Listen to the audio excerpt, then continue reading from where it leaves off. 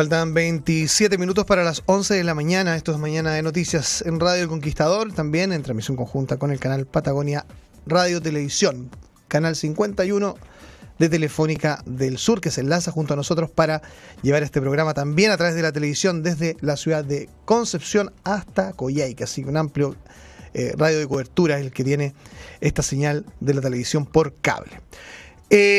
Vamos a conversar a continuación.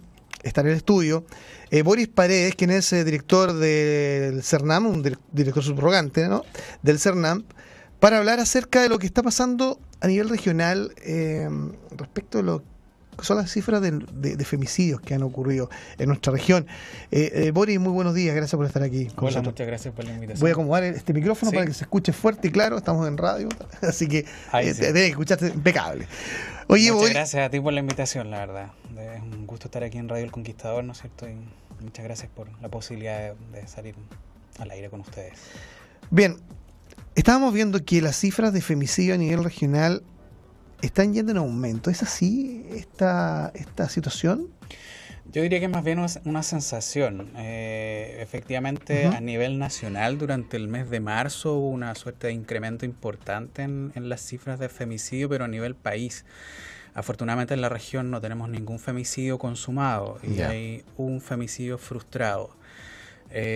Lo que en definitiva esperamos sea una tendencia que se mantenga a lo largo del año y que refleje un poco, ¿no es cierto?, el trabajo en las políticas preventivas que está desarrollando no solamente el Servicio Nacional de la Mujer, sino que diversas instituciones en torno a la materia. Así que estamos bastante expectantes por ahora, pero está la sensación de que hay un incremento, pero en términos de cifras a nivel regional, la verdad es que eso no ha sido así. Y esto ha sido más que nada por un aumento de quizás denuncias que podrían, en cierta medida, personas con lesiones muy graves que pudieron haber concluido en una situación fatal, por ejemplo. Sí, efectivamente, en estos últimos 2 años se ha producido un cambio en la política pública en torno también a visibilizar lo que son los femicidios frustrados, cosa que no se hacía anteriormente. Anteriormente la contabilización y las cifras iban en torno a aquellos femicidios que se consumaban, pero había una suerte de invisibilización respecto de estos delitos que en definitiva, en estricto rigor, también apuntaban, ¿no es cierto?, a la comisión del ilícito, pero que no se consuma. Y eso, en definitiva, atentaba en contra de transparentar, ¿no es cierto?, lo que era la realidad no solo regional, sino nacional en torno al fenómeno de la violencia en contra de la mujer. Y ha venido a dar un fuerte respaldo a lo que son las políticas públicas, en definitiva, y que significa, ¿no es cierto?, el accionar de la mayoría del Estado en esta materia. En el caso cuando se habla de femicidio, muchos tienden a vincular necesariamente que es la muerte de una mujer por acción de su pareja, necesariamente. Sí. Pero conceptualmente, ¿de qué se habla? Porque me gustaría aclararlo, porque quizás no necesariamente se habla de femicidio cuando es la muerte por una relación... Claro, desde el punto de vista teórico, las personas entendidas, ¿no es cierto?, distinguen 2 tipos de femicidio, el femicidio íntimo y el femicidio no íntimo. En términos generales, el concepto de femicidio es aquella muerte de una mujer por razones de género, ¿ya? Nuestra legislación en particular recoge la concepción del femicidio íntimo, vale decir aquella muerte de una mujer por razones de género en el contexto de las relaciones de pareja. Y ahí aparecen, ¿no es cierto?, todas aquellas muertes de mujeres en manos de sus cónyuges, excónyuges, parejas o exparejas. Pero hay otra línea de femicidios, ¿no es cierto?, que dice relación con aquellos femicidios no íntimos, pero que son sin duda la muerte de mujeres por razones de género. En los casos más comunes y tradicionales en este tipo de femicidios son aquellas violaciones con resultado de muerte, por ejemplo, en que la muerte de la mujer se produce por razones de género, pero en general es a manos de personas desconocidas, con las cuales no existía una relación íntima. ¿Qué tema este, eh? Absolutamente, es complejo. Ha sido un trabajo arduo de parte del Servicio Nacional de la Mujer para que la legislación recoja de manera amplia el concepto de femicidio, Pero bueno, partió, ¿no es cierto?, la modificación legal recogiendo esta figura del femicidio íntimo, lo que es considerado, ¿no es cierto?, un avance importante en términos de política pública, el cómo instala uno el concepto, ¿no es cierto?, dentro del inconsciente colectivo de la sociedad y de la comunidad en general para poder visibilizar un fenómeno que hasta antes de eso pasaba absolutamente inadvertido como una muerte más. Pero hay que considerar que en este caso en particular, en las muertes por razones de género, hay circunstancias muy especiales, ¿no es cierto?, que hacen que los delitos tengan una connotación especial que no se da en otro tipo de ilícitos. Sí, por lo general hay desde hace algún tiempo como que se contabilizan. Sí, y ha generado, claro, conciencia, pero por otro lado también ha generado como críticas, principalmente en los medios de comunicación. Sí, es una suerte un poco, yo diría un poco macabra, ¿no es cierto?, esto de ir contando la cantidad de mujeres que mueren. Pero créeme que efectivamente ha servido en términos cuantitativos, ¿no es cierto?, y de porcentajes para poder ir midiendo y poder ir justificando las políticas públicas, porque en general... Mira, en el accionar del Estado hay una serie de fenómenos y procesos que muchas veces pasan inadvertidos por el común de la gente. Uno de ellos es lo que tiene que ver con la asignación de recursos.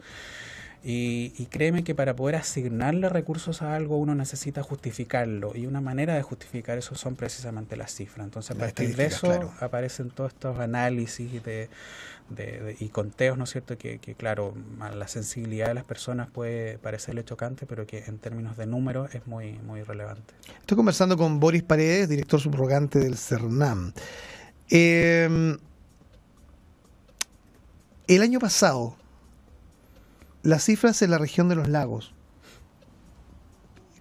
¿cómo estuvo, digamos, la situación? Se mantuvo la tendencia. Hubo 3 femicidios consumados y 12 femicidios frustrados, que es más o menos la tendencia que se ha venido registrando año a año. Hay pequeñas variaciones, hay años anteriores en que hubo, por ejemplo, 4 femicidios, pero la tendencia más o menos es esa, digamos, entre 2 y 3 femicidios anuales, ¿ya?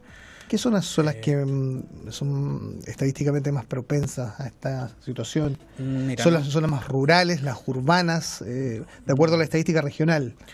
De acuerdo a la estadística regional, es un fenómeno bastante difícil de poder posicionar en un territorio determinado o en características o circunstancias determinadas. Hemos tenido femicidios en zonas rurales y muy aisladas, pero también ha habido femicidios en zonas urbanas, ¿no es cierto?, y en polos muy poblados, por ejemplo, Puerto Montt, ¿no es cierto?, que es una de las ciudades más grandes de la región de los lagos. Entonces cuesta como definir. Lo que sí uno puede caracterizar determinadas zonas con determinados tipos de violencia. Por ejemplo, la utilización de herramientas cortopunzantes en la zona de Chiloé, por ejemplo, es importante. El uso del hacha es un elemento muy característico. En zonas como más al norte, por ejemplo, aparecen las armas de fuego. En fin, ahí uno tiene que ir caracterizando ciertos fenómenos también que son como elementos que coadyuvan a que los fenómenos se materialicen. Y ahí hay elementos, ¿no es cierto?, de riesgo que son importantes de considerar. Hay factores como el alcohol, por ejemplo, la presencia o mayor o menor presencia de drogas también es un elemento importante, las situaciones de vulnerabilidad económica, en fin, cosas que manifiestan, ¿no es cierto?, un riesgo que pudiese finalmente terminar en un fenómeno de violencia extrema, pero que no necesariamente significa que eso va a ser así. Ahora, ¿cómo hablar de prevenirlo? Porque obviamente uno entiende de manera criteriosa, ¿cierto?, que esto ya es cuando se escapa de cualquier rango de la normalidad. De control, sí. De control, quizás por los factores que tú señalas, Boris, y por otros más, que pueden ser gatillantes de una situación irracional y que termine finalmente con la muerte de una persona. Sí. Pero, ¿de qué forma se puede educar? O sea, me cuesta como conceptualizar la idea, porque claro, cuando hablamos de femicidio ya es como un hecho consumado. No hay vuelta a quedar ahí, digamos. Pero claro, pero me imagino que tienen que existir ciertos indicios de rasgos psicológicos, de una, no sé, de cómo va una relación de pareja, sí, o bien, no sé, por dónde se agarra el tema en el fondo. Lo que pasa es que hay temas que se pueden abordar desde distintas esferas. hay unas que tienen un rango mayor de profundidad que otras. Ya. En lo que me preguntas puntualmente, siempre hay indicios y caracterizaciones, ¿no es cierto?, de los fenómenos de la violencia en contra de la mujer que son visibles para cualquier persona de la calle. Y de hecho el llamado, ¿no es cierto?, del CERNAM y de otras instituciones ha sido permanentemente estar atento, ¿no es cierto?, a poder denunciar situaciones de violencia, inclusive de terceras personas, ¿ya? Qué sé yo, hay situaciones, ¿no es cierto?, de una constante de denuncias previas, hay una posibilidad de ver una violencia increciendo, en que primero se parte con violencia económica, psicológica, física, etcétera, y eso es posible darse cuenta, ¿no es cierto? Hay fenómenos de riesgo, como por ejemplo las características de celopatía extrema de parte de los agresores, en fin. Todos esos son fenómenos que uno puede, que levantan voces de alerta, y uno puede decir, bueno, esta relación, así como está, va para mal, digamos, y uno pudiera efectivamente poner atajo desde terceras personas, porque en definitiva uno tiene que entender que para la víctima es bien difícil poder establecer límites y poder establecer, ¿no es cierto?, cotos a este tipo de situaciones. En general necesitan de la colaboración de terceras personas, pero eso es en lo inmediato. Si tú me preguntas cuál es la razón y qué es lo que efectivamente uno tiene que hacer para poder erradicar sencillamente la violencia, ahí también hay varios fenómenos que uno debe atacar, y son particularmente dos que en este caso en puntual están unidos. Por un lado, una sociedad que constantemente valida la violencia, y una sociedad que es absolutamente patriarcal. Y aquí, bueno, me van a perdonar, ¿no es cierto?, mis congéneres, pero efectivamente yo tengo que avalarme en la cifra. En el caso de la violencia de género, sí, hay casos de violencia en contra de los hombres también, pero porcentualmente hablando, son las mujeres las que viven mayor cantidad de violencia. Mayor cantidad de víctimas. Pero en el caso de las cifras de violencia hacia hombres, de mujeres hacia hombres, me imagino que ahí mismo la cultura machista lleva a que un hombre, por ejemplo, se avergüence de denunciarlo. Pero hemos sabido casos horrorosos de mujeres que han matado a su marido, a qué sé yo, lo han descuartizado, lo metieron en una olla, y hemos tenido historias de esas. Pero ahí también hay que ser cuidadoso en el análisis, fíjate, porque en general un gran porcentaje de esas mujeres que agreden a sus parejas, en el caso de las relaciones de pareja, son mujeres que llegan a un punto en que ya comienzan a defenderse. Ya, o sea, después de haber vivido situaciones de violencia extrema, ellas comienzan a defenderse y en algunas oportunidades llegan efectivamente a generar violencia extrema. Son muchísimos los casos de mujeres que, ¿no es cierto?, han dado muerte a sus parejas precisamente luego de haber tenido años de relaciones de violencia. Entonces ahí hay también un fenómeno que hay que... Pero lo que dices tú es muy cierto, también hay un peso cultural importante, porque hay que entender que cuando yo hablo de machismo o de cultura patriarcal, claro, es una cultura en general que afecta a hombres y a mujeres. O sea, cuando tú me dices que los hombres no nos atrevemos a denunciar, esa es una carga que llevamos los hombres culturalmente, porque desde niños nos enseñan a que los niños no lloran, a que en realidad tenemos que tomar la iniciativa, saber resolver problemas, en fin. Entonces, que la mujer es el sexo débil. Entonces no es aceptable que el hombre permita ciertas cosas, y frente a ese escenario, ¿no es cierto?, muchas veces los varones no nos atrevemos a denunciarlo, lo que es un peso cultural importante, que también se refleja en otros ámbitos de la sociedad, como por ejemplo las relaciones de familia en términos de paterno-filial. O sea, cuando los hombres van a los tribunales de familia, por ejemplo, y reclaman, por ejemplo, la participación más inmediata en el cuidado personal de los hijos, también se encuentran con una barrera importante que es cultural, porque en definitiva a nosotros los varones nos han alejado de ese ámbito, socialmente se nos aleja, y ahí es un trabajo importante. Entonces, lo que yo te señalaba, esto de que vivimos en una sociedad que constantemente valida la violencia, y si a eso le sumamos la cultura patriarcal, tenemos como fenómeno que en general las mujeres son las que van a vivir más violencia de este tipo. Y hay ejemplos por todos lados. Vale decir, yo voy al cine o enciendo la televisión y veo una película, y al parecer el jovencito de la película, el superhéroe, quien debe reunir y encarnar los valores, es quien termina matando más gente en la película. Y eso lo validamos. Entonces, en tanto no cambien ese tipo de situaciones, es extremadamente difícil que se puedan erradicar del todo la violencia, y particularmente la violencia en contra de la mujer.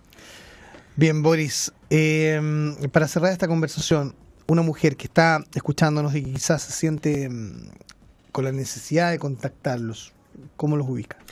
Hay varias alternativas, varias posibilidades de que la mujer denuncie. En general hay que entender que las denuncias propiamente tales, las que dan curso o inicio a procesos judiciales, esas las reciben Carabineros, Policía de Investigaciones, Ministerio Público o los tribunales de justicia. Ya. CERNAM lo que hace es acoger, ¿no es cierto?, y orientar a las víctimas de violencia en contra de la mujer. Las deriva, en general las derivaciones se hacen a los centros especializados, ¿no es cierto?, que CERNAM coejecuta con gobernaciones o municipios, y en esos centros, que pueden ser centros de la mujer o casas de acogida, las mujeres reciben una asesoría multidisciplinaria desde el punto de vista social, psicológico y jurídico para enfrentar su problema, no solamente judicializándolo, sino que también, ¿no es cierto?, abordándolo desde los otros aspectos que son tanto o más importantes que el judicial. Bien, Boris, muchas gracias por estar con nosotros. Al contrario, muchas gracias a ustedes, de verdad. Buenos días.